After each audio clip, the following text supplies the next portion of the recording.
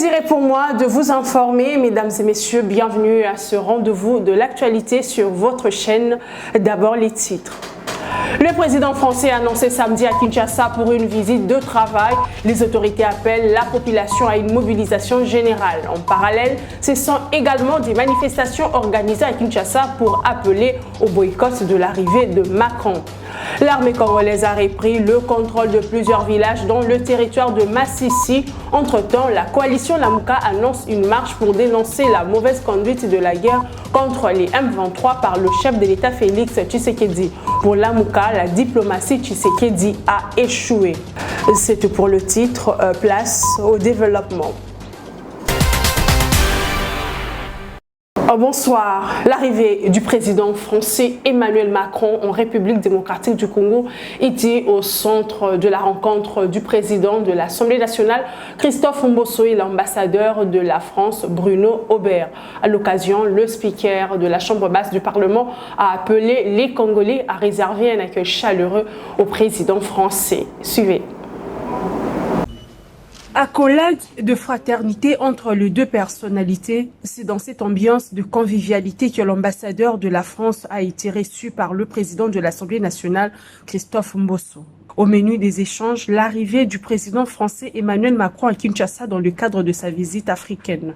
Et je dois dire à tous mes compatriotes que la France a toujours été un partenaire traditionnel de la République démocratique du Congo. Il y a eu des moments difficiles dans l'histoire de ce pays et à chaque fois, la France, à cette époque-là, s'est trouvée aux côtés de notre pays. Nous avons eu de très, très bonnes relations avec la France, qui nous a toujours soutenus. Le président Macron arrive, je demande au peuple congolais de bien l'accueillir. Des échanges vivement salués par Bruno Aubert. Et je suis venu aussi rendre compte, en quelque sorte, expliquer un peu en amont au président Mbosso l'esprit qui préside à la visite du président de la République française bientôt à Kinshasa, et je dirais au caractère, au fondement stratégique de notre relation, qui s'inscrit dans l'histoire, mais aussi dans le présent, et avec beaucoup de projets pour l'avenir. C'est un esprit d'amitié. Il va rester ici 24 heures, nous avons beaucoup de projets en commun et il sera question de nombreux sujets, aussi bien de coopération militaire, aussi bien de coopération culturelle, de projets et de partenariats économiques, d'enseignement supérieur et de recherche. Donc nous voulons tirer en avant notre relation vers l'avenir au bénéfice des populations du Congo. Le président Emmanuel Macron est attendu à Kinshasa le samedi 4 mars. Cette visite d'Emmanuel Macron en République démocratique du Congo est de plus en plus contestée par des activistes des mouvements citoyens. Ces militants disent non à la présence du locataire de l'Élysée qui, selon eux, soutient le Rwanda. Plusieurs activistes étaient également en sit-in ce mercredi devant l'ambassade de la France en République démocratique du Congo pour faire entendre leur voix. Suivez. Boulevard Colonel Mondjiba, nous sommes devant l'ambassade de France à Kinshasa, prise d'assaut par des activistes de mouvements citoyens. Objectif, dire non à la visite du président français Emmanuel Macron en République démocratique du Congo. La France a toujours été l'auteur de l'insécurité en Afrique. Nous savons le double G de la France. Ils viennent, ils allument le feu et puis ils viennent jouer aux pompiers. Le mot flatterie sort de la France. Il n'y a pas longtemps que le président Macron a essayé de flatter les Congolais. Et même le dernier des Congolais, le dernier des Africains est au courant de la complicité de la France. C'est ainsi, nous disons que le président français ferait mieux de rester chez lui à l'Élysée que de venir ici combattre avec nous. Nous ne voulons pas de larmes de crocodile. Si l'Afrique ne se développe pas, c'est à cause de la mauvaise politique de la France. Donc il est temps, si la RDC se réveille, donc l'Afrique centrale sera aussi éveillée. Donc, raison pour laquelle vous nous avez vus ici avec les jeunes. Et je crois, les samedis, nous allons être ici. Nous allons poursuivre ce combat jusqu'à la moelle épinière. Également de la partie, les membres du mouvement panafricain persistent et signent que la RDC doit compter sur elle-même pour mettre fin à l'insécurité. La France et Macron et le président qui a le plus d'acquaintance avec Kagame depuis le début de ses mandats. Et donc, c'est quelque chose qui est très important pour nous, c'est de faire remarquer que nous ne pouvons pas accepter et le laisser venir ici tranquillement, hypocritement, alors qu'on sait très bien que lui, c'est pas seulement que, si vous voulez, qu'il n'est pas notre ami ou qu'il ne nous soutient pas, ou qu'il a une joute verbale vraiment très mesurée par rapport à la crise congolaise, c'est que la France est financier. La France est financier de la crise congolaise. La France tire des profits exorbitants de l'exploitation des minerais congolais. Et ça, il faut que tous les Congolais le sachent. Il faut que les Congolais l'intègrent pour se rendre compte que non, nous n'avons pas d'amis. Nous n'avons pas d'amis et nous ne pouvons compter que sur nous-mêmes et sur tout ce qu'on va pouvoir créer. Même si sa structure n'est pas allée manifester devant l'ambassade de France, Nicole Kavira, présidente du mouvement des indignés, juge également inopportune la visite de Macron. Nous qualifions de l'arrivée de M. Macron d'une moquerie envers les victimes, les rescapés. La France actuellement est en perte de vitesse. Voilà pourquoi aujourd'hui, la France, à travers Macron, essaye de jouer au pyromane pour venir ou rapprocher les pays de la sous-région des Grands Lacs ou les pays de l'Afrique centrale pour essayer de se présenter comme quelqu'un qui veut nous appuyer. Mais nous connaissons, nous avons déjà bien lu son jeu. Nous invitons la population congolaise d'abord à boycotter l'arrivée de ces créanciers des guerres à l'est du pays en la personne de M. Emmanuel Macron. Le président français Emmanuel Macron arrive ce samedi 4 mars à Kinshasa, une visite qui s'inscrit dans le cadre d'un partenariat large et dynamique entre la France et la République démocratique du Congo. Le fait que la France n'a plus de précaré en Afrique. À la primature, le Premier ministre Jean-Michel Sama Lukonde s'était entretenu tour à tour avec les ambassadeurs extraordinaires et plénipotentiaires de la République de Tunisie en RDC d'Égypte. Au cœur des échanges, la question du projet d'extraction du gaz méthane dans le lac Kivu. C'était dans la soirée du mardi. La rencontre entre les ambassadeurs extraordinaires et plénipotentiaires de la République de Tunisie et de l'Égypte, accrédités en République démocratique du Congo, et le Premier ministre Jean-Michel Sama Lukonde entre dans le cadre de la coopération entre les trois États. Avec l'ambassadeur tunisien en RDC, Bouzrir Mil, le chef du gouvernement a abordé la question du projet d'extraction du gaz méthane du lac Kivu. Selon Bouzrir Mil, ce grand projet est évalué à 100 millions de dollars. Il n'attend que la signature de l'ordonnance présidentielle pour sa mise en œuvre. Ce projet va développer toute la région du Kivu. Donc, et ça a un peu traîné, vous savez, les procédures et tout ça. Mais j'en suis persuadé qu'avec son Excellence Monsieur le chef du gouvernement, Inch'Allah prochainement il y aura la signature par son Excellence Monsieur le Président de la République de l'ordonnance. Et puis on va commencer directement les travaux parce que vous savez la société tunisienne compte former les Congolais pour cette mission. On va pas employer des Tunisiens, hein. On va vraiment employer des Congolais. En plus, ce projet-là, ou cette société qui s'appelle Kivu Power, elle a un partenaire congolais et un partenaire tunisien. Donc vraiment, c'est un projet de coopération sud-sud par excellence. Juste après, c'est l'ambassadeur d'Égypte en RDC qui a foulé les sauts de la primature congolaise. Avec le Premier ministre, les échanges ont porté sur le renforcement de la coopération bilatérale entre la RDC et l'Égypte. Les forces armées de la République démocratique du Congo toujours en offensive contre les rebelles M23 pour récupérer toutes les zones occupées après les combats durant la journée de mardi. L'armée loyaliste a bouté dehors les rebelles dans la cité de Rubaya au territoire de Massissi. D'autres villages sont également sous contrôle des FARDC sur l'axe Sake-Kichanga. Pendant ces temps, le gouvernement vient d'autoriser ce mercredi la circulation de biens et marchandises sur différents axes menant vers la ville de Goma. Il s'agit entre autres des axes Goma-Rutshuru, Kanyabayonga, Goma-Sake-Kichanga ou encore Goma-Sake-Mushaki.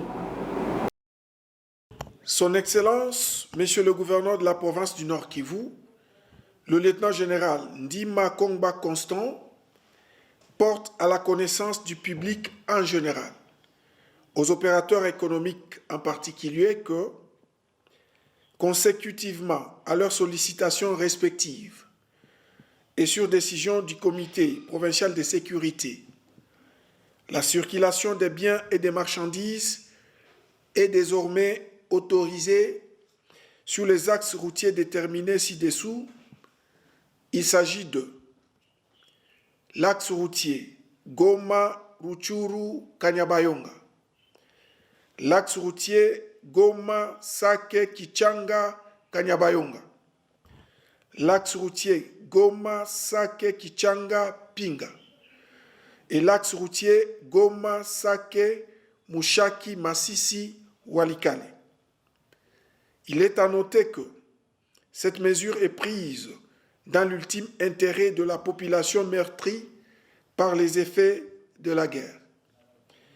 Toutefois, la mesure de suspension des formalités douanières au poste frontalier de Bunagana demeure démise. L'autorité provinciale instruit les agents des services de l'ordre et de sécurité de veiller à l'observance sans faille du contenu du présent communiqué. Je le disais dans les titres, une marche annoncée le 11 mars par la coalition Lamuka pour dénoncer la mauvaise conduite de la guerre à l'Est par l'administration Tshisekedi. Selon Alex Diende, proche de Martin Fayoulou, coordonnateur de la coalition Lamuka, cette manifestation va s'étendre sur toute l'étendue du territoire national. Écoutez. Le peuple qui a créé Lamuka en novembre 2018, le 29 si je ne m'abuse, manifeste le désir de pouvoir montrer au monde entier qu'il est contre ce qui est en train de se passer maintenant dans notre pays. Le 14, rappelez-vous, le 14 octobre 2020, nous avons marché à peu près sur le même thème, si ce n'est qu'à cette époque-là, il n'y avait pas encore EAC, parce que nous demandons le retrait de l'EAC, de force de l'EAC de notre pays. Le peuple manifeste le désir de pouvoir marcher et il était de la responsabilité de Lamuka de pouvoir l'organiser. Le président élu l'a maintes fois dit et redit, même lors de son point de presse de novembre dernier, que si M. Kabila avait laissé la balkanisation à un certain point, c'est-à-dire à 50-60%, aujourd'hui, avec ces régimes actuels, nous en sommes déjà à 80%. Et vous en avez la preuve. Plusieurs armées sont dans notre pays. Aujourd'hui, toute une grande partie de notre pays échappe à la souveraineté nationale. Ce qui est inacceptable. Et nous avons la responsabilité de pouvoir sortir, parce que nous n'avons que ces moyens-là, ces moyens pacifiques de pouvoir nous exprimer. Nous avons la responsabilité de pouvoir initier, mais il faut savoir qu'à la base, c'est une demande du peuple. Comment voulez-vous que M. Macron condamne le Rwanda, alors qu'à l'intérieur de l'EAC, vous êtes incapable, l'EAC est incapable de pouvoir condamner le Rwanda. Si vous parlez de la diplomatie, encore un échec. C'est de ça que nous sommes en train de condamner. Voilà pourquoi le peuple, parce qu'au finish, le pouvoir c'est le peuple.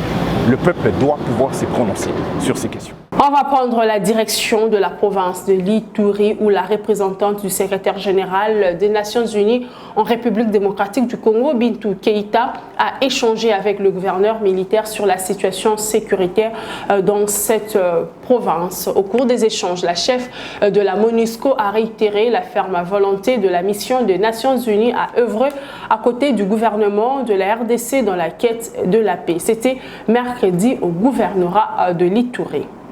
La représentante spéciale du secrétaire général de l'ONU en RDC encourage les initiatives de paix amorcées par l'administration militaire de l'Ituri en faveur de la population pour la stabilisation de cette province. Déclaration faite ce mercredi, c'était à l'issue d'un échange avec le commandant des opérations militaires de l'Ituri entouré des membres du comité provincial de sécurité. Pour ce faire, Bintou Keïta réaffirme la ferme volonté des Nations Unies à œuvrer aux côtés du gouvernement congolais Congolais. Il y a une franche collaboration que nous pouvons constater puisque régulièrement à partir de Kinshasa, je peux voir les positions qui sont prises par le gouverneur et certains membres de communautés et de leaders communautaires pour lutter contre la désinformation, les manipulations. Je tiens particulièrement à remercier le gouverneur. Occasion pour le lieutenant-général Luboyanka Choma-Johnny de réitérer son engagement de mener les opérations de neutralisation dans une approche globale dont la paix est prioritaire. Nous avons deux approches. Nous avons l'approche militaire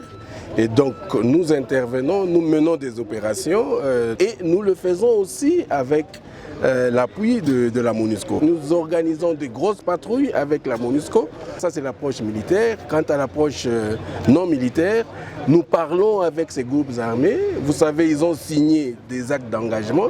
Tout c'est avec la bonne foi. Malheureusement, nous avons constaté qu'ils ont perdu la bonne foi. Et ceux qui ne voudront pas, n'est-ce pas, venir avec nous, nous allons encore retourner à l'approche militaire. Durant son séjour de 24 heures dans la ville de Bunia, chef-lieu de l'Ituri, Bintou Keïta va rencontrer les différentes communautés de l'Ituri, la société civile, suivie d'une visite de réconfort aussi des déplacés de Kigonze, question de compatir avec les filles et fils de l'Ituri. En rapport avec les audiences, le gouverneur du Nord Kivu a échangé avec le représentant légal de la 3e communauté baptiste au centre de l'Afrique, le révérend Dr Jonathan Kavusa a saisi l'occasion pour appeler la population en détresse à faire confiance en Dieu pour le retour de la paix. Président et représentant légal de la 3e communauté baptiste au centre de l'Afrique, CBK, révérend Dr Jonathan Kavusa Kivatsi, était l'hôte du gouverneur militaire ce mercredi 1er mars 2023 en son cabinet de travail. Il est venu annoncer à l'autorité provinciale son soutien en prière durant cette période de guerre contre le M23 RDF. C'était l'occasion de l'inviter à la cérémonie de son investiture programmée pour ce dimanche 5 mars à Goma. À tous ceux-là qui sont en détresse, le représentant légal leur demande de placer confiance en Dieu et à la population de ne pas céder à la haine. Nous sommes aussi venus pour lui présenter l'invitation spéciale pour la cérémonie d'investiture des nouveaux dirigeants de la CBK, dont je suis le président élu. Je suis en train de dire à tous les fidèles de la CBK et à la population du Nord Kivu que notre confiance dans le Seigneur ne doit pas faiblir. La violence n'aura pas de mot final à notre vie et à notre foi. La province du Nord Kivu est déjà passée par beaucoup de crises, beaucoup de problèmes comme ceci, depuis l'indépendance de notre pays jusqu'à maintenant. Mais le Seigneur nous a toujours tirés de là. Nous pouvons encore croire à lui, que rien ne pourra encore faire en sorte que nous ne puissions pas encore croire à lui. Le Seigneur, il est au trône, nous pouvons lui faire confiance. Mais la deuxième chose, c'est aussi dire à la population d'être vigilante et de ne pas céder à les fox qui circulent beaucoup et qui démobilisent les gens. Nous demandons à la population d'être toujours clairvoyante et de ne pas céder aussi au message de haine. Cette guerre n'est pas une guerre tribale, ce n'est pas une communauté contre une autre. Cette guerre est tout sauf être tribale. Et donc nous devons être un seul corps, nous devons être un peuple uni et nous ferons face à toute cette tragédie qui vient contre nous. Mais le Seigneur, il est toujours de notre côté.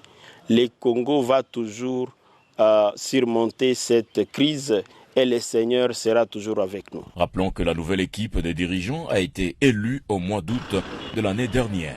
Le contenu du rapport de l'Inspection générale des finances sur le contrat chinois soutenu par l'ODEP, la CAJ, la ZADO et le RAID, les 4 organisations de la société civile qui ont lu une déclaration commune ce mercredi, appellent à la révisitation de ce contrat à défaut de l'annuler.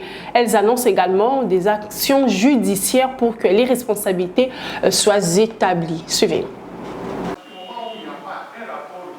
Ce sont autant de réactions dans tous les sens depuis la publication par l'Inspection générale des finances de son rapport sur les contrats chinois dont est née la SICOMINE. Signé en 2008, le contrat jugé déséquilibré selon le dernier rapport de l'IGF, cette institution appuyée à ce jour par 4 organisations de la société civile, l'ODEP, la CAJ, la ZADO et les REGED. Devant la presse, le responsable de ces structures, se référant aux conclusions de l'IGF, regrette que 15 ans après la signature de cette convention, la RDC ait perdu une dizaine de milliards de dollars américains. Selon ces organisations, la partie chinoise a gagné au moins plus de 5 fois les revenus espérés au départ du projet, sans aucune contrepartie pour l'État congolais à la hauteur des profits engagés. La responsabilité doit être vraiment établie et la justice de notre pays, moi je vous dis, je rêve d'un procès, un grand procès populaire, si commune, pour que la population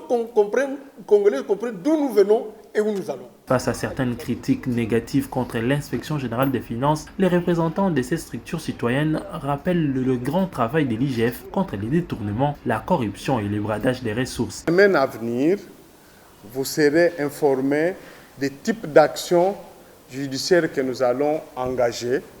Nous, les organisations de la société civile, mais ensemble avec certaines Congolaises qui vont se joindre à notre mouvement parce que nous voudrons au moins cette fois-ci montrer à la face de l'Afrique et du monde que nous pouvons nous prendre en charge, mettre au défi les institutions judiciaires nationales mais aussi internationales.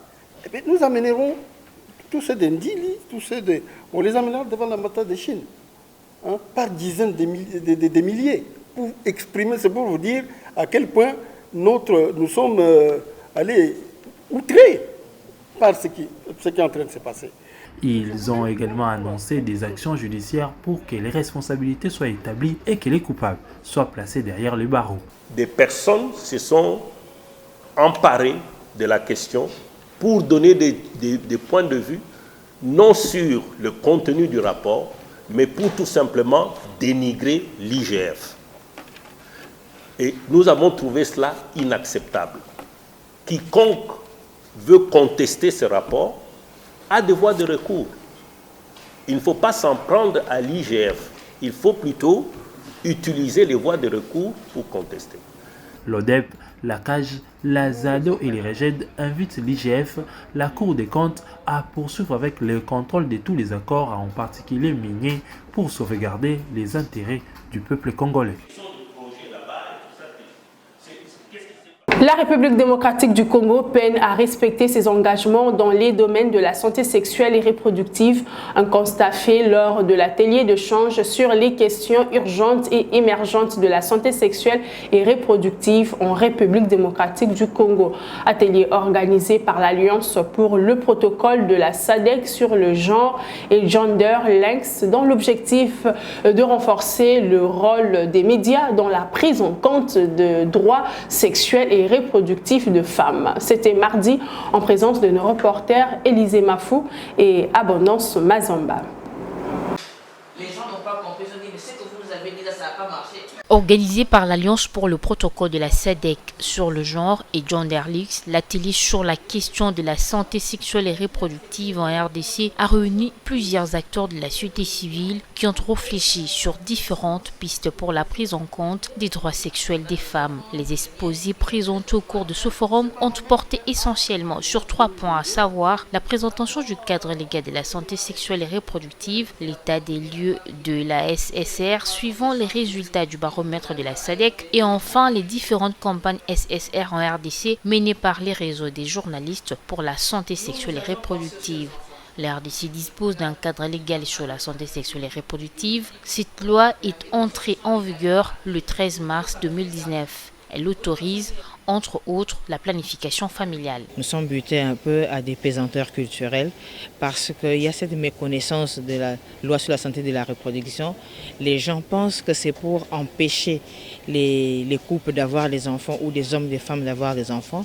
Non, nous disons que la loi vient pour pouvoir aider à réguler que les gens aient des enfants au moment opportun, en nombre voulu, avec un espacement aussi respecté pour promouvoir le bien-être de la famille, mais aussi pour sauvegarder la santé de la mère.